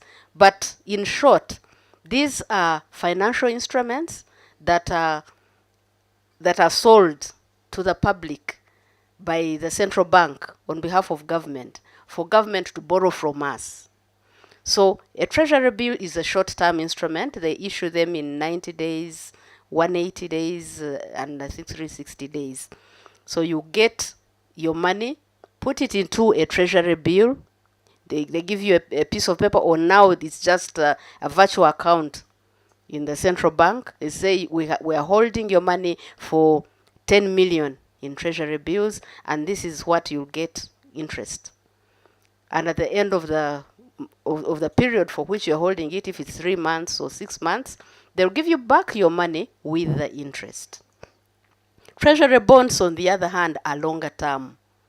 I think it's 2 years up to 20 years. So you give your money to through the commercial bank to the central bank. They give you an account, a CSD account they call it, where you're holding a right to that money when the maturity comes. But along with that, you're also holding a right to receive interest every 6 months. They call that coupon interest. So every 6 months, the bank will credit your account with the interest earned. And you'll hold that and keep earning interest every 6 months until maturity, or until you decide that you need your money back. So you'll tell the commercial bank, sell my bond, I need it now.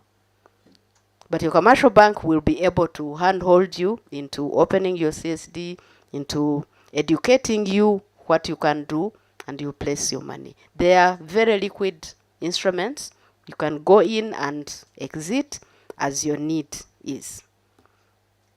I guess that's my lesson today is about passive and active businesses. I guess now that you were explaining is passive, if I'm correct. Yes, where you get to invest, chill, and let money make more money for you. And I think that's a good thing as well, because making money doesn't mean you've got to be in there getting dirty actively. You could easily just be making money without having to sweat. That's a cool thing. I think I should really consider that. When I see Mr. Headmaster standing up, I am like, the clock is about. But I don't know, do I have time to squeeze in one or two? Okay. So another question here very quickly is, please share the available sources of passive income I can engage in on Ugandan market. Also share credible investment analysis. Analysts who can guide on investment. That's to you, Edna. I think you've already touched on money markets. Frederick was asking. Mr. Lindo, Pamela Campide is asking, how long would you start a business before you retire? Because one of you said, don't remove the money and do business. I did not understand why. Then another one is, what's the possibility of starting up a transport business with my saving? Is it viable? Specifically, taxi business. I feel like you people, we don't have enough roads. You want to add more taxis on the roads. Let's first talk to Edna about the roads. We see if they expand, and then we can add more taxis. But on a serious note, those are some of our questions before we wind up. Okay. The question about money markets, and I advise that you go to regulated actors. And these you may find on the capital markets website. All of them are regulated by the capital markets, where you'll find umbrella trust funds, you'll find financial managers, fund managers, and you can get a list of them and talk to them. On, I didn't get the fund. Yeah, fund managers, money markets. The money market, you may go to your commercial bank, and they'll give you that advice. There's also something that Dennis talked about, venture capital. Venture capital is not really regulated, but you'd better have somebody who is an active venture capital manager who matches those with the money and those with the business, because then they will go and look at the business and see whether it makes sense, whether you'll get your money back before they advise you to invest in them. So whatever you do, even if it's taxi business, even if it's chicken, even if it's, consult an expert in the field. Don't think for yourself or ask a relative, as Sir Headmaster told us that the first people we ask are our relatives. Look for an expert in the area. They'll give you objective advice, and then you'll be able to take your final decision, at least with information. Someone asked why I'm telling them not to start a business with retirement funds. I'm just cautioning you. The decision to start is yours, but I'm advising you that whenever you are starting a new business, you have, my brother used to tell me that when you make a loss in a new business, that is school fees. So you'll be paying school fees to learn from a mistake. How much school fees do you have with retirement benefits to learn from repetitive mistakes before you get it right? So start early, learn from your mistakes, and then when your retirement benefits comes, you may put it in the business to expand or to improve the level or to diversify, but don't start. It is risky. You may lose it all and you don't have a second chance. And over to you, sir. Yeah, thank you so much. Edna, thank you so much. We have an egg and chicken scenario, because the critical factor that we must be able to understand within this economy is that, for instance, the entire civil service has got less than 500,000 jobs. So the rest of the other people that are working are actually in the private sector. And the private sector where they're working are businesses. And you have the highest unemployment rate in this country. And the only way you can sort out that is not even government giving anybody a job, but actually for people to actually start something. The caution is very, very key. I totally want to agree. But if we don't do something before we retire, we are not likely to do anything after we've retired. Because actually, the more you grow, the more you become risk averse. Because you say, what if, what if, what if? So I want to agree that there are risks. But even life, even coming to this session is a risk itself. Going to labor is a risk. Yeah, I've seen situations where that risk can be. So there must be holding the bull by its horns, and allowing, for instance, to avoid all this, we must even go back further. Allow our children to become entrepreneurially oriented. Because when you're an entrepreneur and you have that orientation, you don't fear the risk, but you calculate the risk. You're able to say, this is more riskier than the other. Even marriage is a risk. Remember, we stand on the altar, and then you're telling you are going to be my lawfully wedded person, and 5 years down the road, you don't have this person. Love is a risk. So, what is not risky?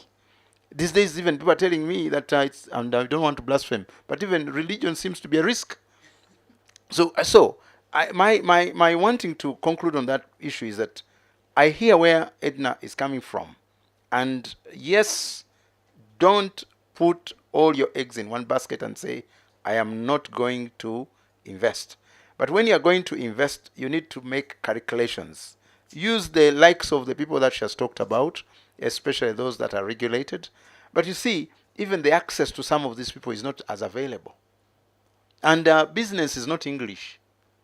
Business is Mpanku way. So my whole idea is find somebody who needs what you can give them and make that a business.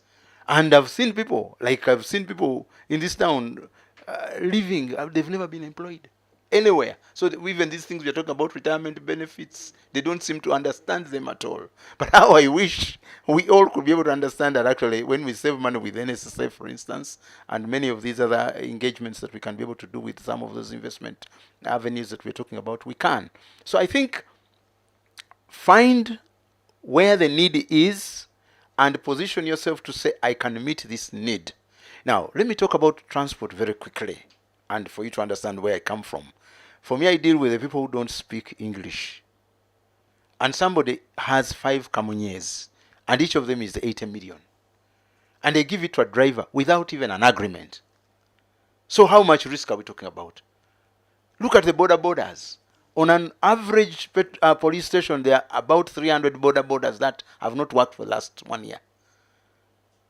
I don't like what I see. But what I'm saying is that if I can therefore risk in a taxi and maybe risk in a border, I think I could take a lesser risk in another investment which requires me to actually sit and be able to pinpoint. Because even that taxi, the man says, my number here's our I know of many that have been left at junctions, and somebody says, you go and pick your vehicle there, and you find it even vandalized.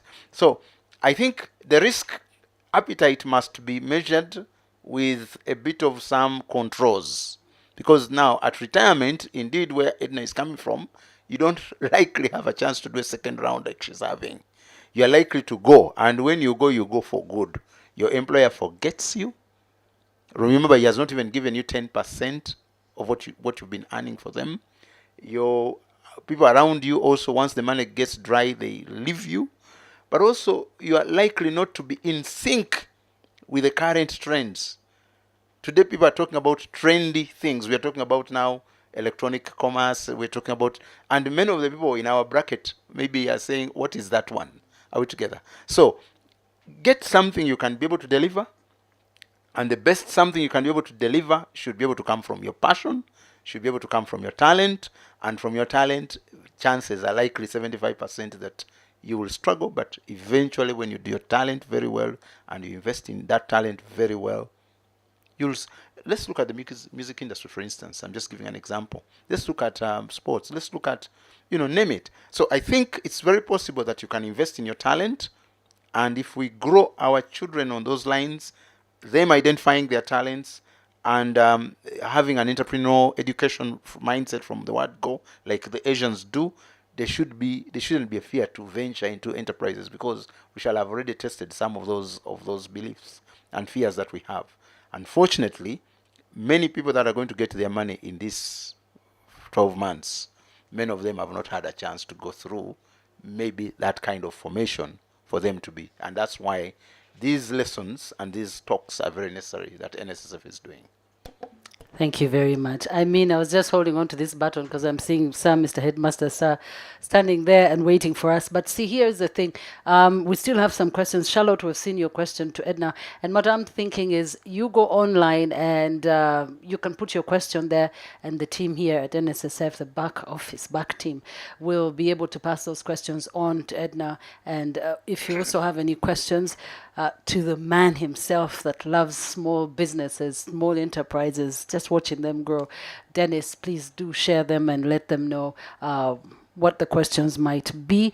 And email address, Edna, maybe you want to throw in your email address there. And Dennis, if there's any contact that you would comfortably share, we throw it in there before I then pass on to you. But I want to say thank you very much for all of you that have been with us online. And remember, it's not the last webinar. We still have one more webinar to go. And if you have any questions, it doesn't end here. Education doesn't end here. We keep learning on and on. So do share those questions on the NSSF social media platforms, and we will direct these questions to anybody that has been on the webinars, be it our panelists for today or the past webinar. So don't be afraid to share those questions. Back to you, Edna and Dennis. Okay, thank you, Caritas. Maybe before they come in, I want to give them one round of chance to just share their closing remarks. And don't worry, I'm not here to chase you away. I myself I want the conversation to continue. It just needs to continue. Thank you, Dennis. Thank you, Edna. This has been a calm discussion. It's been one of those things that are really, really touching you, but they have not been. It's not the spirited type of discussion, because this needs to be handled with all that bit. I want to add to 1 or 2, 3 things. Then I'm also going to ask Anna and Aisha to share. Please share our numbers. If any of these persons needs to get to any of our panelists, they can get through. I know one of you has Airtel, another one has. You can share my MTN also. I'm happy to. You can WhatsApp. Yeah, I'm happy also to pick phone calls, but sometimes we also try to regulate the amount of traffic that comes to our good panelists, given that they just donate their time at no cost, by the way, at no cost. So we don't want to burden them with things we're already being paid for. Me, I'm paid for highly to just attend to you, and I will definitely get that message. Unit trusts. There's unit trusts and unit trust managers. We have 7 unit trust managers in the market. They are regulated. That's where you can put your money, and it gets you a monthly interest and their payments. They're called unit trusts. So we have ICEA, we have Sanlam, we have NSSF is coming up with its own interest also, but these ones are now active. Stanbic through SBG, we have Britam, UAP, and I think that's that. Then they are, but you can still access them through the Capital Markets Authority. Those same persons I've mentioned, you can also go through them to do the treasury bills and bonds, but primarily your bank should be able to handle that.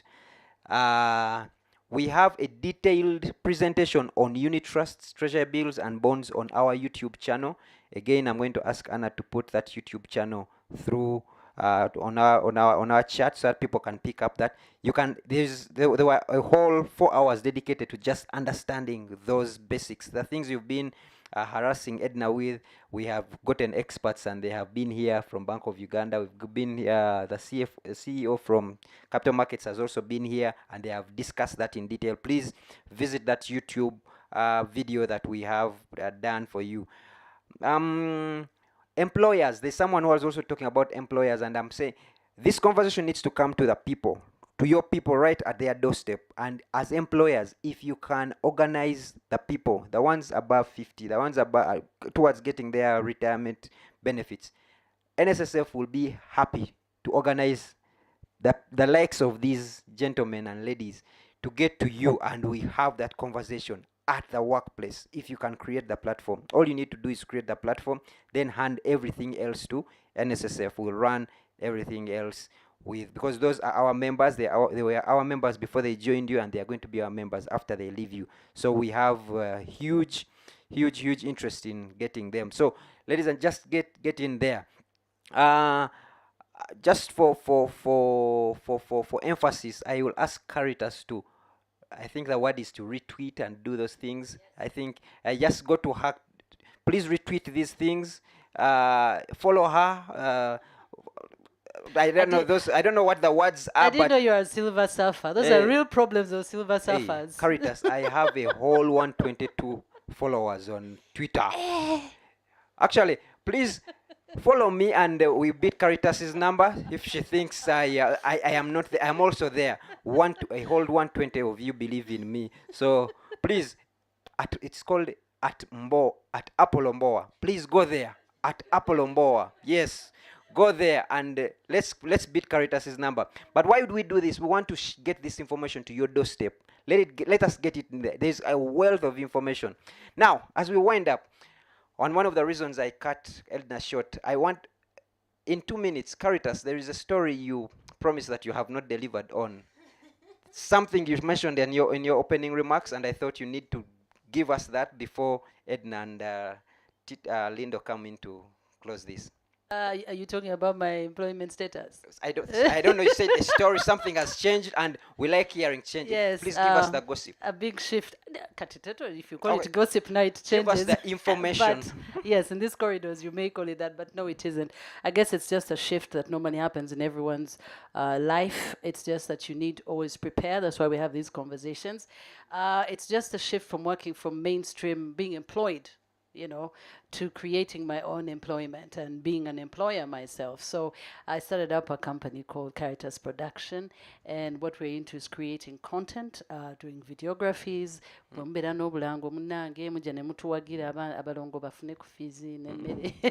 But yes, thank you for allowing me kuisa wa kakalango. But yeah, Caritas Production is into content creation. So if you have any ideas, or you want us to create for you an idea and bring it to life, that's where I am.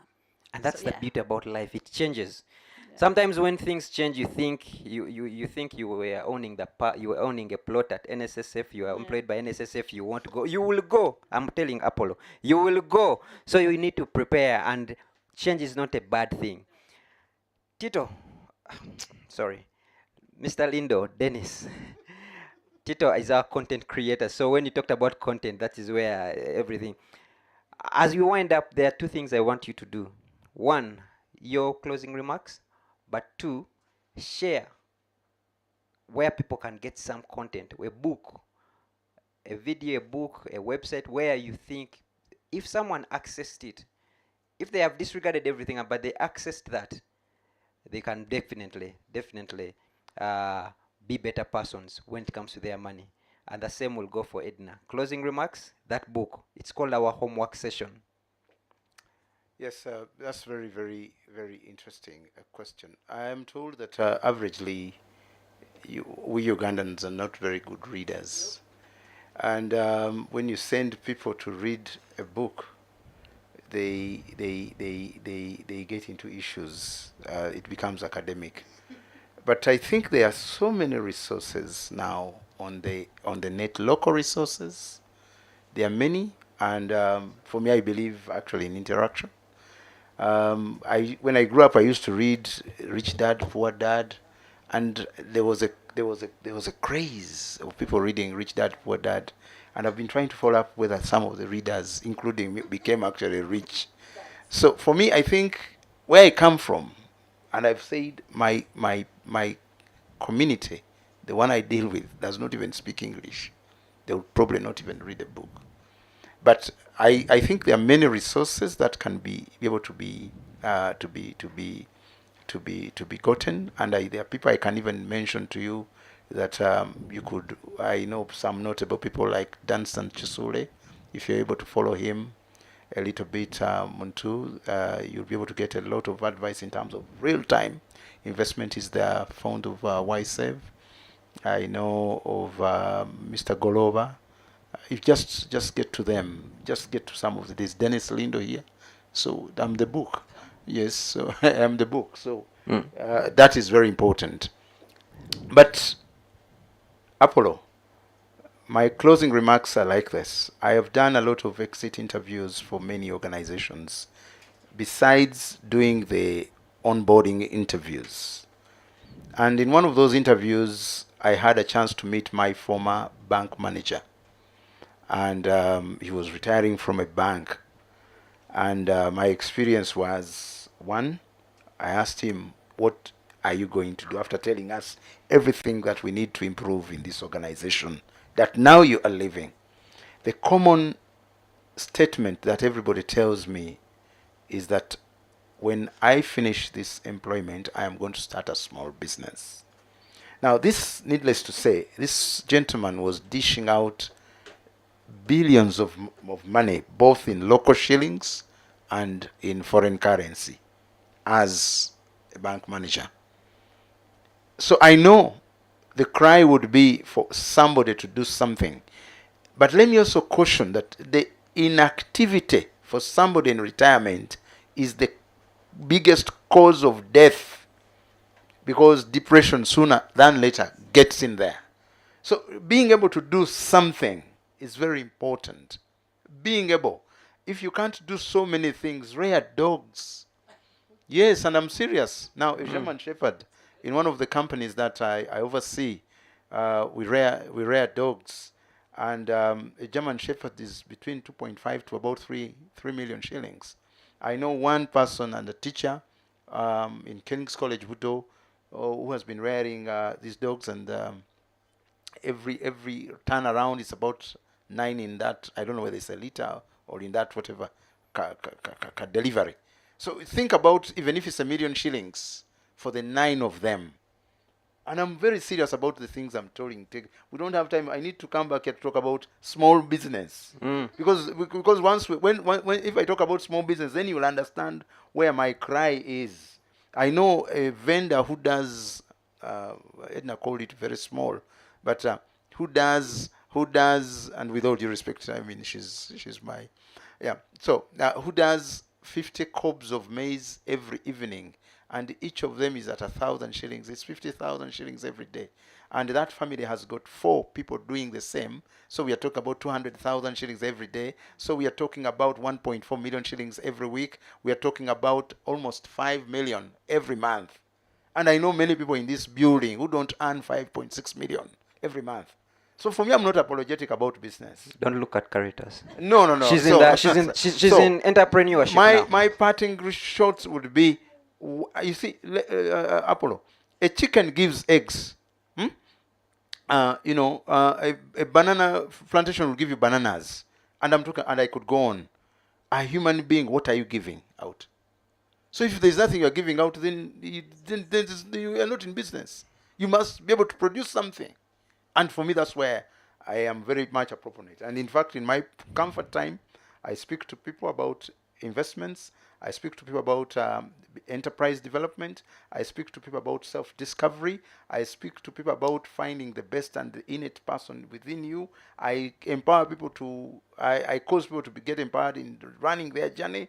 And I handhold people. I have about 5 professors who sit under my feet, and we are talking about great things in this country. But what I want is that people to wake up, because there's nobody who's going to wake up for you. Definitely. Well said. Well said. Thank you so much.